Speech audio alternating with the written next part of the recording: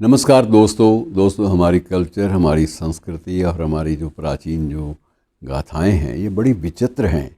बहुत कुछ संदेश के रूप में हमें देती हैं, जो हमारे जीवन का परिष्कार करती हैं। जीवन को रिफाइंड किया जाता है उनसे और जीवन को एक नई दिशा भी उनसे मिल जाती है। अब मैं जिक्र एक मंदिर का कर रहा हूँ। ये मंदिर त्रिशूर केरल में है और ये 9वीं शताब्दी तक के प्रमाण मिलते हैं कि तब ये मंदिर स्थापित था। और हमारे देश में श्री राम के छोटे भाई भरत का मंदिर एक ही है और वो है त्रिशूर का मंदिर। और इसे एक अद्भुत कलात्मक निर्माण के रूप में देखा जाता है कि ये अद्भुत है। और इसमें जो एक प्रकार से इसका जो निर्माण का जो तत्व है, इसमें की इसकी कलात्मकता है, उसका वो बेजोड़ है, उसका कोई भी और आपको जोड़ नहीं मिलेगा उस जैसा।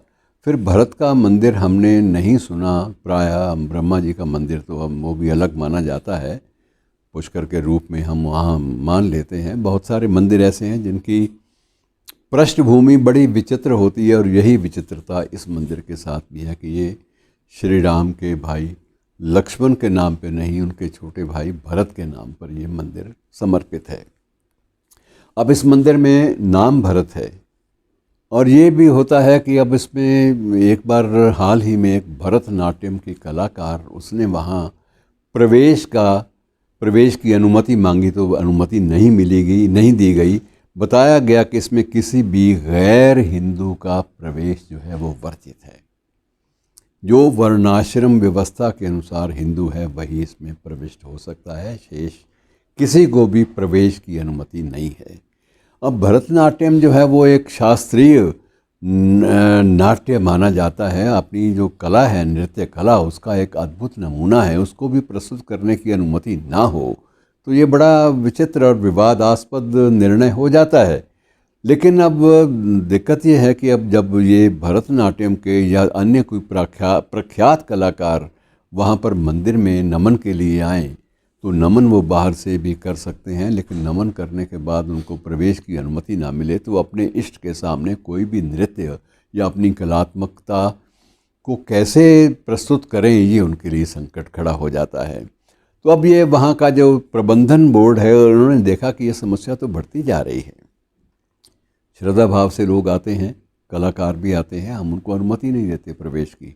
और जब अनुमति नहीं मिलती तो वो कहीं भी बाहर खड़े होकर नृत्य करते हैं तो अच्छा नहीं लगता। कि भरतनाट्य को हम वैसे तो इतना बड़ा मानते हैं, महत्व उसका मानते हैं, और यहाँ हम अनुमति तक नहीं देते। तो उस वक्त ये हुआ कि भरतनाट्यम और अन्य ऐसे समारोहों के लिए एक मंच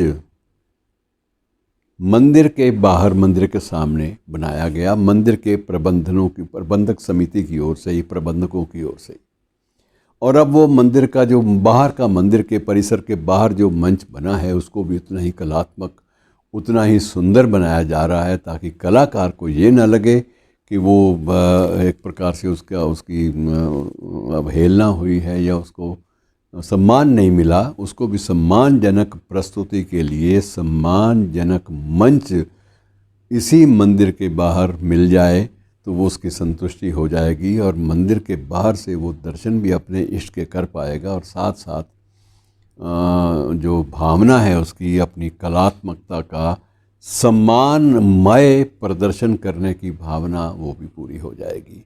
तो मित्रों, ऐसे बहुत सारे हमारे देश में हैं मंदिर ऐसे जहाँ नहीं मिलता स्थान। तिरुपति देवमाला मंदिर में भी ये स्थान था कि वहाँ श्रीमती गांधी और ज्ञानी जैल सिंह को भी जाने की अनुमति, अंदर प्रवेश की अनुमति नहीं दी गई।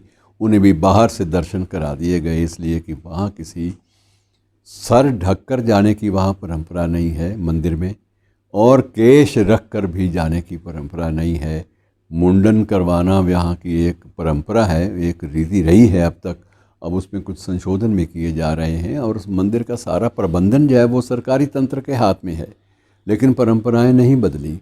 तो मित्रों, ऐसी बहुत सारी बातें होती हैं जिनका संबंध प्राचीन मान्यताओं से होता है, जिन्हें अब तक बदलते हुए परिवेश में भी संशोधित नहीं किया जा सका। शुक्रिया।